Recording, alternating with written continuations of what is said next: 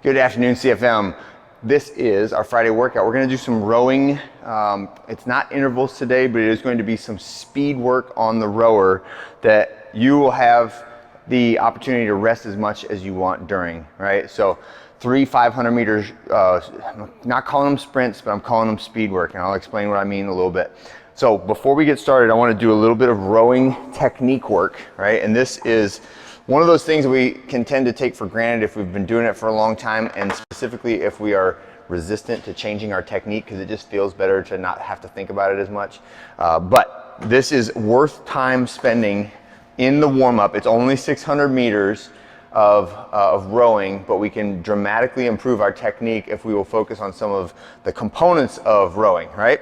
So the first one we're going to do is, it's going to be broken up into 4 150-meter increments. The first increment is going to be arms only, right? And when I say arms only, we are using the hips a little bit to position our shoulders, right? So my legs are mostly straight, but not knees locked out. So slight bend in the knees, kind of like an RDL.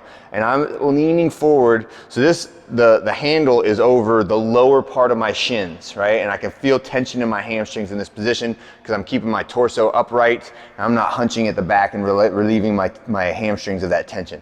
So back upright, tension in the hamstrings. I'm gonna squeeze my hips back a little bit, pull to my chest, shoot the arms out, and then lean forward again.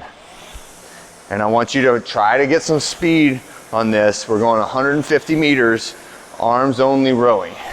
All right, the next one, when you hit 150, is going to be legs only rowing. So now my arms are gonna be locked out and straight, leaning forward, driving with the legs, and leaning back.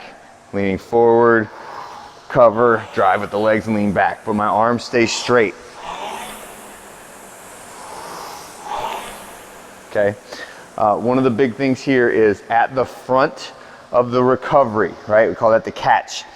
My shoulders should be slightly forward of my hips. This is probably the single biggest fault that we see in the gym in rowing is I'm already leaned back at the beginning of the row, right? And this gives my hamstrings almost no opportunity to get engaged. So your posterior chain is not going to contribute at all. If you have your hips forward to your shoulders, it's gonna be all quads, back, and arms that do the lifting on that stroke, okay? So make sure shoulders forward to the hips. I don't lean back until after my legs have extended. Okay, next two 150s are gonna be regular full stroke at a moderate pace or a medium pace. And then the last 150 will be full stroke, but an aggressive pace. Okay, and that will be our cardio warm-up for the day, as well as some skill. When you're done with that, we got a little bit of just dynamic range of motion stuff. We'll do a Spider-Man with a leg swing. So reach down, reach that elbow for the ground, and then up for a leg swing, elbow to the ground, up for a leg swing. Air squats with a T-spine rotation at the bottom. So do your air squat, plant one hand, reach the other up to the sky, like that, just for 4 reps. And then 4 reps of seal to down dog. So seal press to down dog. Rock through that for 4 reps. Just loosening up the hips, hamstrings, and low back. And when we're done, we have 3 500-meter fast increments on the rower. So I want you to set the rower up, select workout. You can do intervals distance or you can do single distance. Go hard for a 500-meter interval. Rest as long as you need to feel recovered, and then do it again, okay?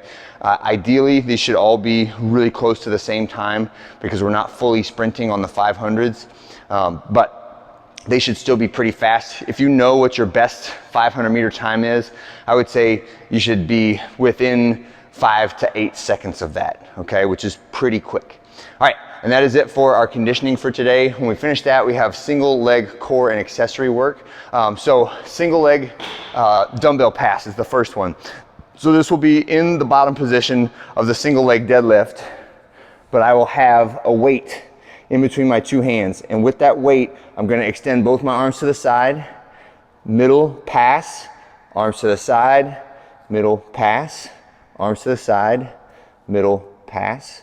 And I'm repeating that A right plus left is 1 rep, and then I'm gonna do the entire thing on my other leg. So same thing, right? Arms to the side, middle pass, arms to the side, middle pass, right? So there's a little bit of isometric stability work coupled with some balance work in the bottom of that position. Make sure the leg that is out behind you is strong and rigid, right? I want that leg to be driven directly behind me. Don't let it be like sagging like this, all right? That is a trigger for my low back to also disengage and get relaxed. Okay, single leg hops is next. So this is just bouncing on 1 foot, right? All the way down, 40 foot in one direction, turn around, 40 foot in the other direction, okay? Next one, 20 reps of a medicine ball to toes. This is a little core work, V sit-up with a weight attached to my hands, right? So I'm reaching up, touching that ball to my toes. My feet should go down as my arms go down, right? Sort of like a clam opening and then a clam closing. Vertical pillar Captain Morgan. So again, this is aggressive. I've said this before, but if you need to just do the side plank or even an assisted side plank with my opposite leg down, or I can drag this leg in, right, and hold that side plank, try to have my body in line with my legs when I do this. If you possibly can do the Captain Morgan with the vertical pillar, that's my vertical pillar, and now I'm stepping back and forth, left foot, right foot, for 10 reps on each side, okay? And then finish with just a little conditioning burst, 25 calories for the guys, 20 for the ladies on the Airdyne bike. Not meant to be a sprint, but just get that heart rate up, keep the body moving, okay? All right, that is it for our Friday. Enjoy it. I'll see you tomorrow.